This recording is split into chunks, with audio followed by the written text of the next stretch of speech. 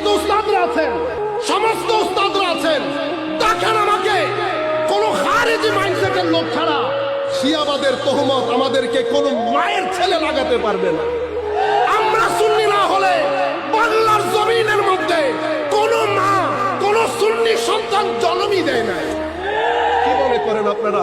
কখনো জামিয়া বিদ্বেষীর ট্যাগ লাগান, আল্লাহর ইজ্জতের কসম, জামিয়ার কারণে আমরা যত সম্মানিত হয়েছি, জামিয়াকে যেখানে যেখানে তুলে ধরেছি, তুলে ধরার সৌভাগ্য হয়েছে গত 50 বছরের তারিখের মধ্যে খুব কম সংখ্যক ছাত্র, আমি বলবো হয়ই নাই।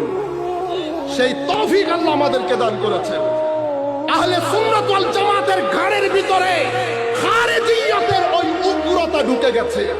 দলিল থেকে সরে গেছি, উসুল থেকে সরে গেছি, ইবাদত থেকে সরে গেছি, সিজদার নূর থেকে সরে গেছি, আউলিয়ায়ে কেরামের তরিকত এবং তাসাউফের মূল রূহ থেকে সরে গেছি। বলেন সিনায় হাত দিয়ে, কোন ছেলে যদি আপনাকে জিজ্ঞেস করে আপনি কোন তরিকার? কাদেরিয়া তরিকা। বলেন দেখি কাদেরিয়া তরিকার উসুলগুলা কি কি? বলেন। হুজুর গৌসুল আজমের বুনিয়াতুত তালিবিন কারো কি কারো ঘরের মধ্যে? আমি যাকে বাতিল বলে গাইল দেই, সেই বাতিলরা এই বুনিয়াতুত তালিবিনের অনুবাদ করেছে, ইহয়া উলুমিদ্দিনের অনুবাদ করেছে। আমরা পারি না। সেই কারণে 1400 বছরে আমাদের রমরমা অবস্থা হুজুর শেরে বাংলা একজন আমাদেরকে জিয়ে রাখতে পেরেছেন।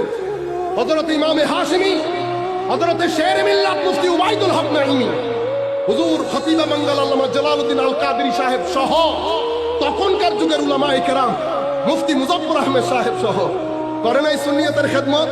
কোন ফিতনা হয়েছে? হয় নাই। কেন? সিজদাও ছিল, সীমাবর্তী ইলমও ছিল। আমি আপনাদেরকে বলে দেই, উসুলের বাইরে কথা বলতে গেলে ধরা খেয়ে যাবেন।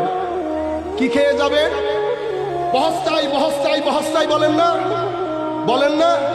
খেয়ে যান ধরা। বাইরে এসে বলেন কি জিতে গেছি, জিতে গেছি। কি বলেন? জিতে গেছি। আমি আপনাদের জিতার কাহিনী বলি। বাংলাদেশের সকল বিশ্ববিদ্যালয়ে ইসলামী স্টাডিজ আরবিক পড়ান 80% আপনার বাসায় বাতিল না? আপনার উপস্থিতি লেস দেন 15%, 15%-এর নিচে। আপনি তার ছিঁড়ে দিয়েছেন। কি ছিঁড়ে দিয়েছেন? তার। কারণ আমি আসার পরে আমার তো একটা বক্তব্যের মাইন্ডসেট আছে, আমি তাফসীরুল কোরআন মাহফিলে কোন কোন জায়গাতে আমার ছেলেগুলোকে এডুকেট করব। আমার পয়েন্ট ভিতরে বাইরে পরিষ্কার, ভিতরে বাইরে পরিষ্কার।